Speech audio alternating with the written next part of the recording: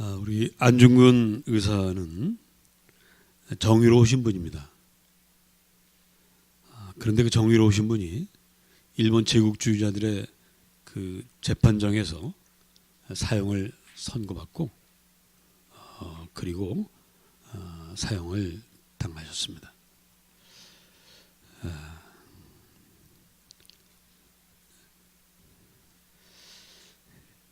자, 정의와 불의가 바뀐 거죠.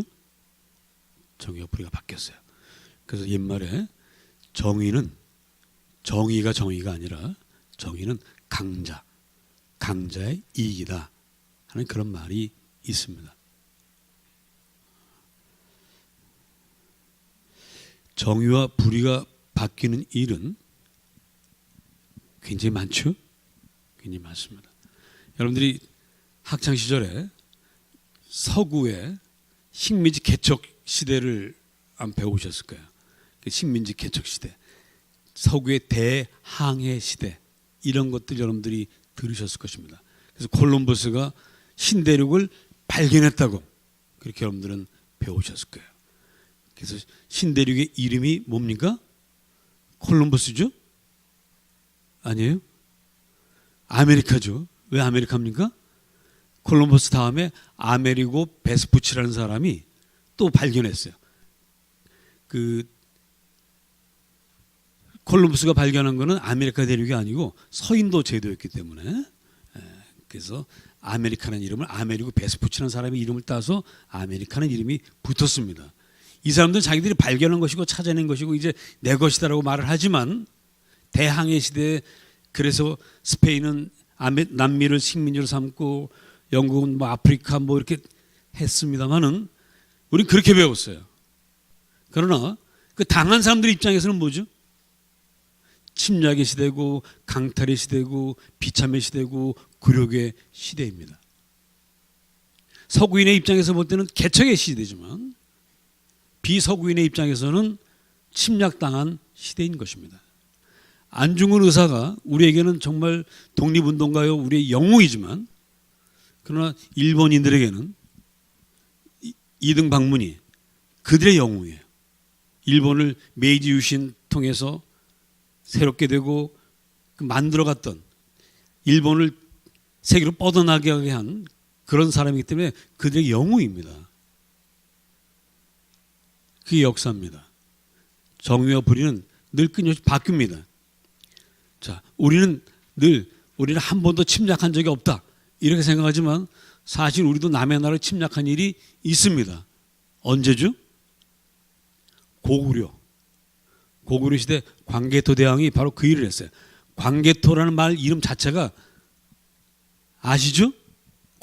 넓을 강, 개척하는 거예요. 뭐를? 땅을. 그것도 광개토 소왕이 아니라 광개토 대왕으로서. 그래서 그 당시 거란이 우리한테 막 당했습니다. 나중에 우리가 거란한테 다 당하죠? 언제 당합니까? 고려시대 때 강감찬 장군 때 거란이 쳐들어오잖아요. 그 백제도 뭐 그건 같은 민족이니까 뭐 서로 땅 싸움 한 것이고, 고구려도 그렇게 했습니다. 고구려도 제국주의자였어요, 말하자면.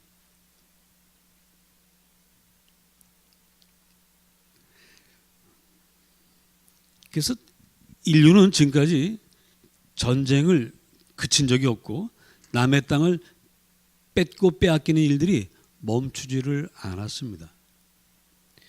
지금도 계속되고 있습니다. 지금은 무역전쟁으로, 환율전쟁으로 그렇게 여전히 싸움을 하고 있습니다. 여전히 약자들은 당하고 있어요. 강자들이 좀 봐주면 좀 살만한 것이고, 강자들 안 봐주면 아주 못 삽니다. 그래서 여전히 전쟁을 하게 되면 가장 피해를 입는 사람들은 누굽니까? 백성들이에요. 그는 침략자든 침략 당하는 나라 백성이든 똑같습니다. 서로 싸워야 되니까.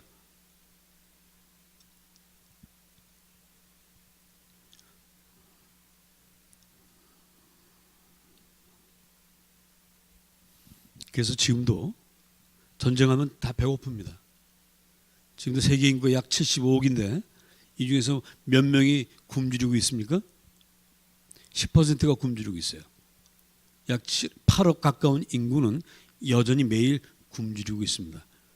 여러분들이 텔레비전 볼 때마다 좀 괴로운 시간이 가끔씩 있죠.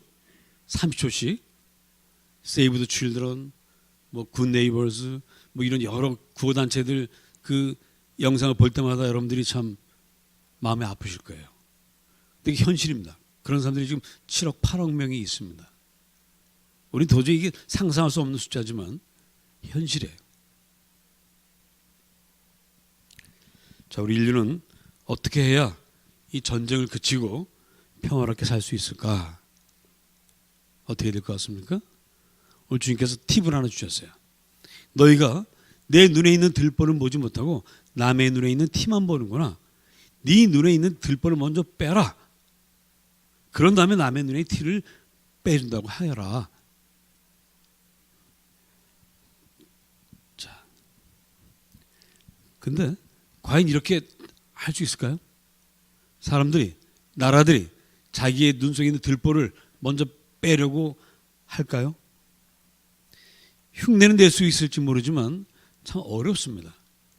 여러분, 지금까지 세계 역사상 그래도 반성하는 나라가 있어요. 그래도 참 자기 잘못했다고 해마다 그렇게 하는 나라가 있습니다. 2차 세계대전을 일으켰던 나라 중에 누구죠? 독일이라는 나라입니다. 역시 종교개혁자의 나라인 것 같습니다. 루터의 후손인 독일 사람들은 자기들이 2차 세계대전 때 나치에 의해서 이런 죄를 진 것에 대해서 정말 우리가 잘못했다 하고 해마다 홀로코스트 때마다 반성을 합니다. 또 그렇게 한 지도 얼마 안 됐어요, 사실은. 빌리 브란트 이후에 이제 그렇게 됐는데, 그렇게 이제 독일 사람들 합니다만은, 그런데도 불구하고 그 독일에 누가 등장합니까? 한쪽에서? 극우, 신나치주의자들이 여전히 등장해요. 아무리 반성하고 해도 또 이렇게 나타납니다.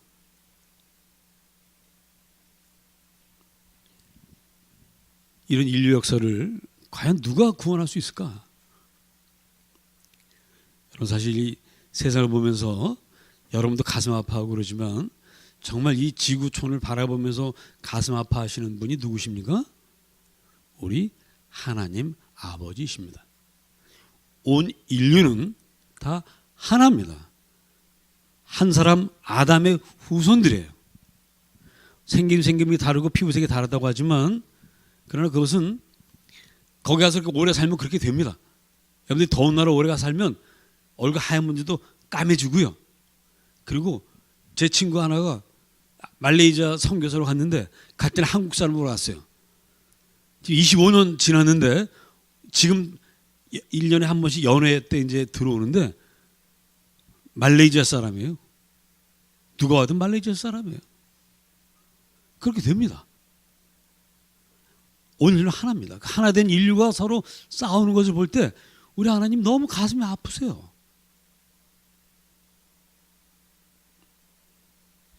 자, 그러면 이 인류를 살릴 수 있는 길이 뭔가? 우리 주님께서 오늘 그 길을 보여주십니다. 이사야서 55장에서 우리 주님께서 말씀하시기를 오호라 너희 모든 목마른 자들아 물로 나오라 돈 없는 자도 오라. 너희는 와서 사 먹되 돈 없이 값 없이 와서 포도주와 젖을 사라고 하십니다. 자, 이 말은 인간이 서로 조금씩 양보하고 나누고 그래가지고는 안 되니까 너희들은 모두 나한테 와서, 나 하나님께 와서 직접 다 사가라 이거예요. 너희들이 필요한 거, 인생에 필요한 모든 것들은 다 가져가라는 거예요. 다 가져가는데 돈을 낸다 안 낸다? 돈 안 낸다. 돈 없이 값 없이 와서 내가 너에게 주는 모든 은혜와 복을 다 받아가라. 그 주님께서 말씀을 하십니다. 오늘 여러분들은 주님 앞에 나오셨는데 많이 사가시기 바랍니다. 공짜예요, 공짜. 공짜는 모두 사가요? 양진물만 빼놓고 다 사가십시오. 다 사가세요.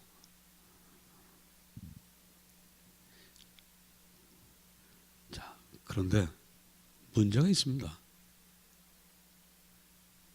여러분 여기 매주 와서 주님의 은혜와 복을 사가는데 돈 없이 값도 없이 사가는데 막상 현실에 가보면 어때요? 여전히 문제가 있고 여전히 괴로움이 있고 근심 걱정거리가 여전히 있습니다. 아니 분명히 하나님이 주셨다고 했는데 포도주와 젖 이건 풍요를 말하는 풍요를 상징하는 것이지 않습니까? 포도주를 마시면 마음이 즐겁고 행복하죠. 엄마의 젖을 먹으면 아이가 행복하죠. 그런 거예요. 그런데 막상 현실에 가보면 또 이런 일들이 눈앞에 잔뜩 합니다. 왜 그럴까요? 자, 오늘 우리는 이 말씀에서 돈 없이 값 없이라는 말에 좀 주목해 봐야 되겠습니다. 세상의 것들은 뭘 하나 사더라도 다 돈을 줘야 돼요. 동남아 여행을 가보시면 동남아에서 그 아이들이 들고 나서 파는 거 있죠. 뭐 조그만 뭐 기념품 같은 거 뭐 이런 거. 그게 전부 값이 얼마예요? 걔는 이렇게 막 $1 그럽니다. $1, 1,000원이에요. 그래서 어지간하면 사주고 싶은데 딱 살려고 하면은 물건이 참 거시기 하죠. 그래도 전 그 거시기한 물건을 꼭 사긴 삽니다. 근데 가지고 오면 쓸 데가 없어요. 그래서 얼마 있다 보면 또 어딘가 없어져 버렸어요. 자, 그런 허접한 물건도 돈을 주고 사야 돼요. 소중한 건 뭐 말할 것도 없고. 그런데 하나님이 주신 거는 돈 없이 값 없이 사라는 겁니다. 왜 그렇습니까? 이거는 값을 매길 수가 없어요. 빌 게이츠의 재산을 다 갖다 팔아도 하나님의 말씀은 살 수가 없습니다. 그래서 돈 없이 값 없이 와서 사라는 것입니다. 따라서 오늘 돈 없이 값 없이 와서 살아가라는 포도주와 젖은 우리 눈에 보이는 어떤 재물, 부귀영화 이런 것이 아님을 우리가 알 수 있습니다.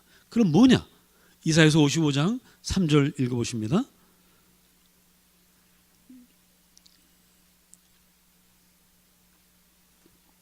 이사야서 55장 3절 자 읽습니다. 시작.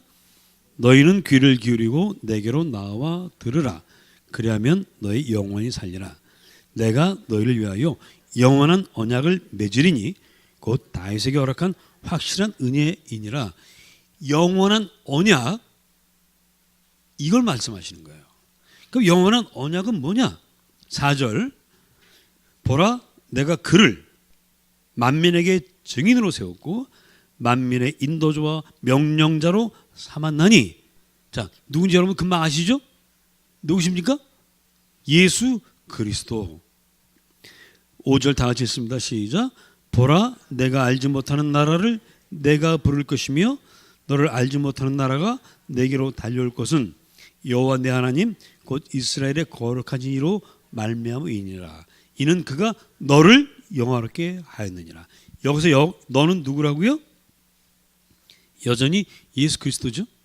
그러니까 영원한 언약이시며 명령자와 인도자이시며 하나님께서 영화롭게 하시는 그분, 이분을 돈 없이 값 없이 와서 살아. 성경은 그렇게 말씀하고 있습니다. 그 약속대로 2000년 전 예수님이 이 땅에 오셨습니다. 그리고 정말 그 약속대로 오병이어를 통해서 많은 배고픈 사람들을 실제로 먹이셨고요. 물을 포도주로 만들었습니다. 포도자 젖을 사라고 한 그 말씀대로 물을 포도주로 만드셔서 잔치자리를 흥겨롭게 만드셨어요. 그리고 앉은 뱅이를 일으키셨고 눈 먼저 눈을 뜨게 하셨고 죽은 자를 살리셨습니다. 주님의 일은 실제로 그렇게 일어났어요. 근데 문제는 그때로 끝났습니다. 그리고 예수님 십자가에 매달려 돌아가셨어요. 자, 그런데 주님의 일이 정말 그대로 끝났습니까? 그때부터 시작입니다. 그때부터 하나님 나라가 시작되어 지금까지 계속되고 있습니다. 그때는 예수님이 실패한 것 같지만 지난 2000년 역사를 돌이켜 보면, 자, 유대인들은 그들이 그토록 원했던 독립국가를 세웠어요, 안 세웠어요? 세웠죠? 1948년에 세웠습니다. 약 1900년 만에 세웠어요. 하나님의 약속이 이루어졌습니다. 또 주님이 이 땅에 오심으로 해서 약자들의 인권이 세워졌습니다. 빌레몬서라는 신약 성경의 빌레몬서라는 성경을 보면 여기 오네시모라는 노예가 나옵니다. 그 노예를 주인 빌레몬에게 편지를 써서 그 노예를 해방시켜라. 그 대신 데리고 있어라. 그래서 그 인간과 인간 사이에 어떤 그 신분의 차이는 없애지만 기능은 그대로 살리세요. 누군가는 명령을 하고 누군가는 들어야 되고 누군가는 물건을 만들어야 되고 누군가는 설계를 하고 누구는 사야 되고 이 기능은 각 그대로 있대.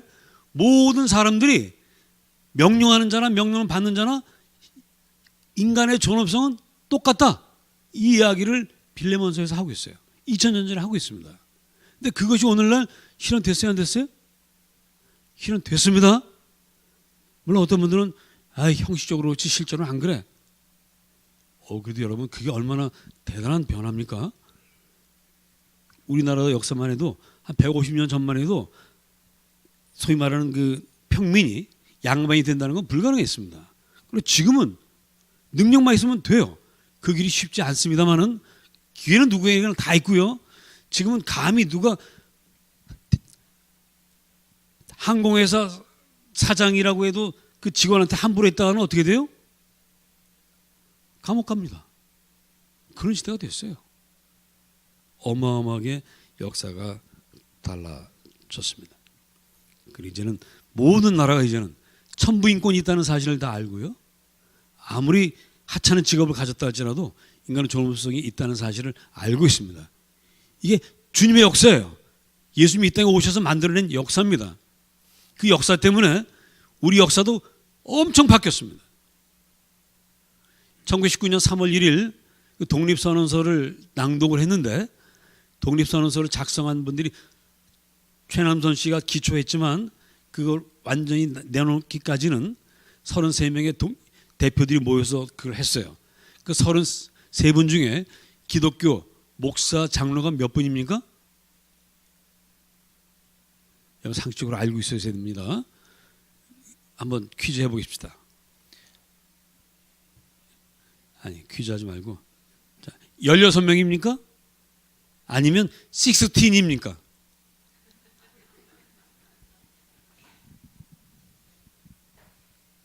열여섯 분이에요. 거기 감리교 목사님이 6분이 있습니다. 감리교에 앞장섰어요. 이건 꼭 얘기해야 돼요. 그죠? 감리교 목사님. 자, 그 독립선언서 내용을 살펴보면 우리 조상님들도 그렇게 쓸 수 있어요. 근데 그 바탕의 철학에는 조상님들이 쓸 수 없었던 것들이 있습니다. 그게 뭐냐면은 원수를 사랑한다는 한 정신이에요. 자, 우리 한번 보십시다. 여기 주보 3면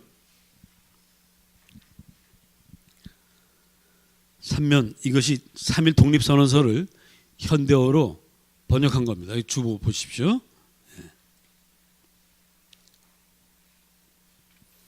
이게 달달달 외워도 괜찮은 거예요. 우리 여러분 학교 다닐 때 외웠죠? 5등은 자예 뭐 이러면서 외웠던 것인데, 자 거기 5번에 중간 하나 둘 셋 넷 다섯 여섯 번째 줄 오늘 있죠? 오늘 자 거기서부터 다 같이 한번 읽어봅시다. 시작.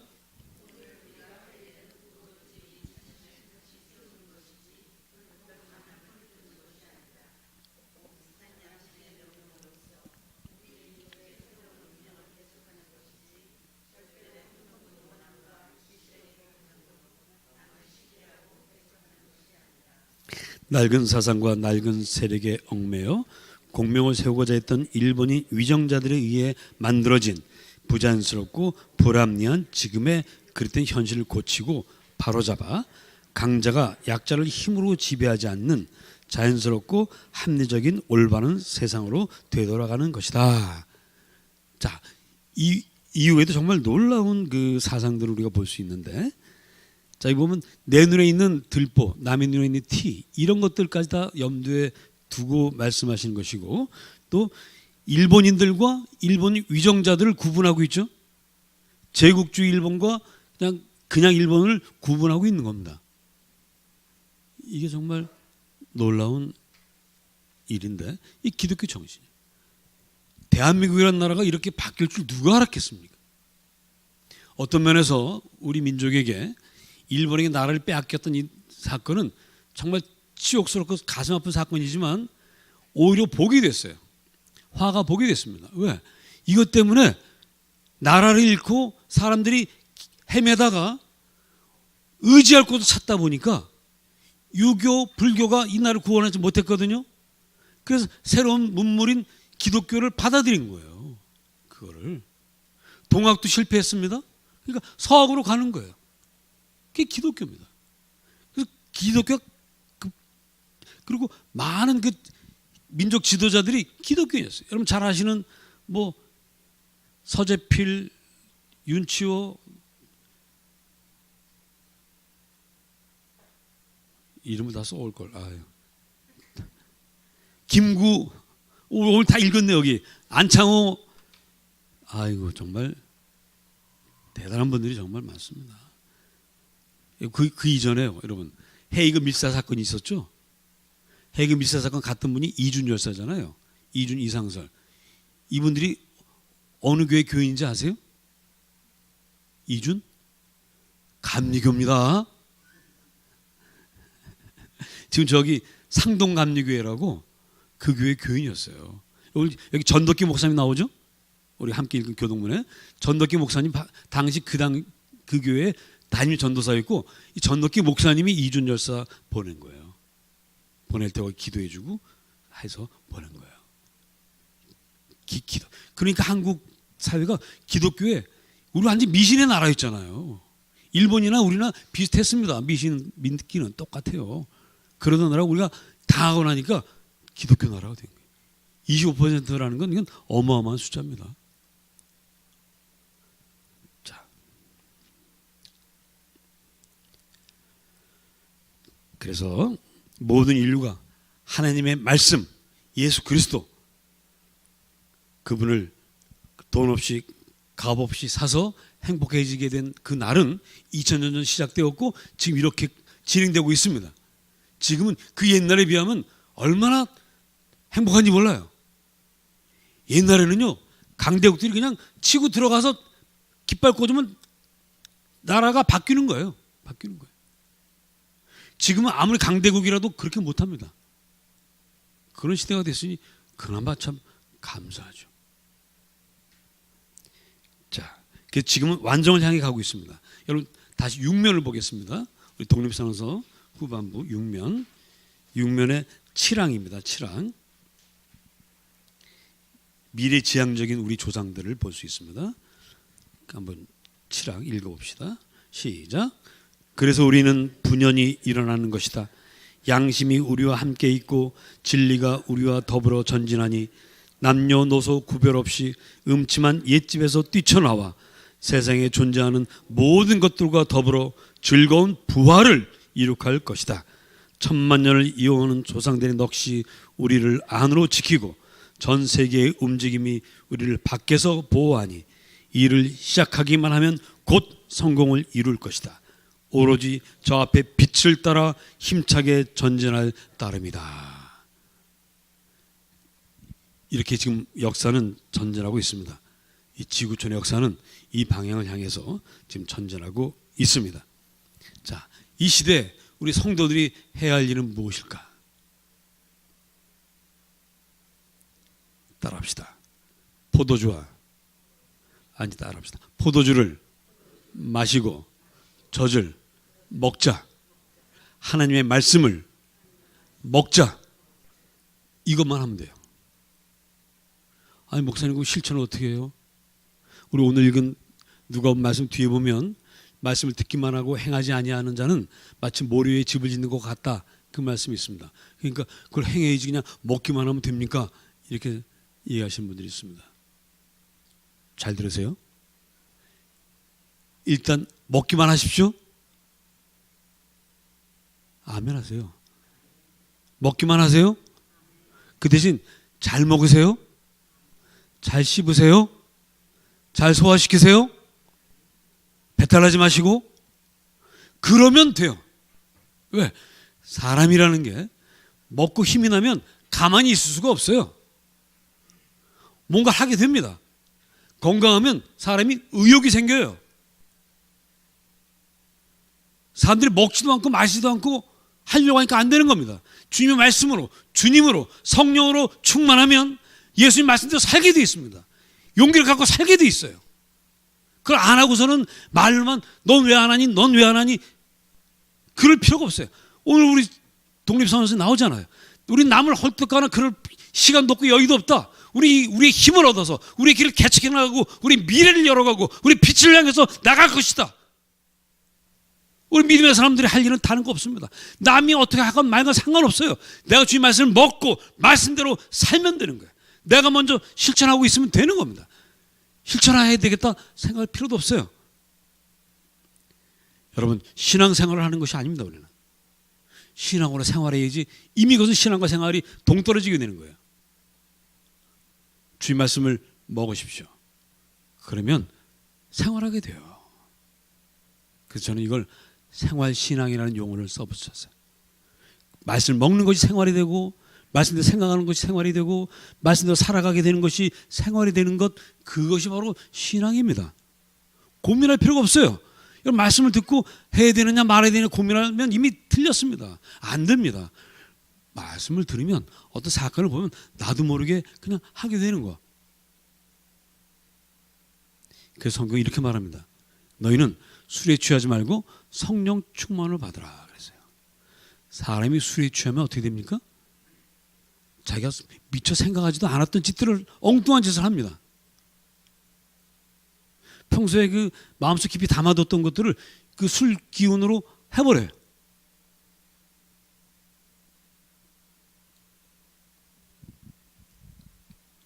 마찬가지입니다. 따라합시다. 성령으로 충만하기를 원합니다. 성령으로 충만하면 나도 모르게 말씀대로 살아요. 나도 모르게 선한 짓을 하고 있습니다. 돌아서면 어떻게 내가 그런 일을 했지? 어떻게 내가 그런 말을 했지? 그렇게 됩니다. 그게 바로 성령과 나의 교감이고 하나님과 내가 소통하는 길입니다. 우린 그렇게 살아가는 거야. 자, 우리는 우리 조상님들처럼 이제는 일본군의 총칼 앞에서 대한독립 만세를 외칠 필요가 없게 되었습니다. 우리 조상님들 덕분입니다. 자, 그렇다면 우리가 이제 할 일은, 우리 조상들은 총칼 앞에서도 독립을 위해서 이렇게 외쳤는데 우리는 신앙을 위해서, 주님을 위해서 약간의 어려움, 약간의 마찰, 이런 것들 때문에 멈추는 일 없이, 그런 거 두려워하지 마시고 성령이 나와 함께 하시니 주여 나는 말씀대로 살겠습니다. 말씀대로 살아갈 수 있도록 인도하여 주시옵소서. 그렇게 해서 살아가는 여러분들이 되시기를 주의 이름으로 축복합니다. 기도하겠습니다.